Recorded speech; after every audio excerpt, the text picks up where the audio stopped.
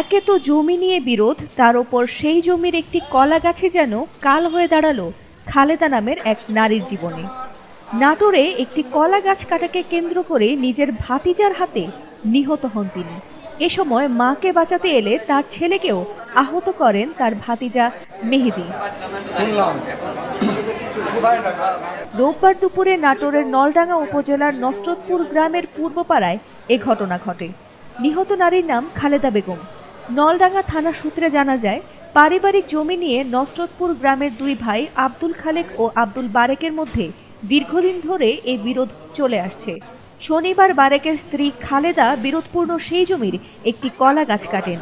আর এ নিয়ে উত্তেজনা বাড়লে রোববার বেলা ১টার দিকে খালেকের ছেলে মেহেদী হাসান ধারালো অস্ত্র নিয়ে চাচার বাড়িতে ঢুকে চাচি খালেদা বেগম ও তার ছেলে সেলিম হোসেনকে কুপিয়ে গুরুতর আহত করেন।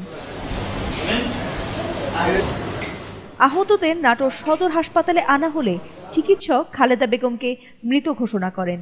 আর সেলিম বর্তমানে ওই হাসপাতালেই চিকিৎসাধীন। ঘটনার সময় প্রতিবেশীরা মেহেদীকে আটক করেন, পরে তাকে পুলিশে দেওয়া হয়। নলডাঙ্গা থানার ভারপ্রাপ্ত কর্মকর্তা রফিকুল ইসলাম বলেন, এ ঘটনায় মামলার প্রস্তুতি চলছে। নিহত খালেদা বেগমের মরদেহ ময়নাতদন্তের জন্য নাটোর সদর হাসপাতালের মর্গে নেওয়া হয়েছে।